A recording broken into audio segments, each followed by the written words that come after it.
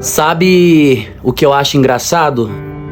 É que a sua amiguinha aí torcia contra o nosso relacionamento, até conseguiu fazer a sua mente pra você terminar de mim, só pra vocês saírem juntas e curtir, né? Mas adivinha só quem hoje corre atrás de mim? Quem hoje me manda mensagens? Ela mesmo, a sua amiguinha, tá ligado? Eu poderia até me vingar de você ficando com ela, mas o meu caráter não permite. Até porque o que eu não quero que façam comigo, eu não posso fazer pros outros. Você só não perdeu um cara qualquer. Você perdeu um cara que era disposto a fazer tudo por você, de dar a própria vida pela sua.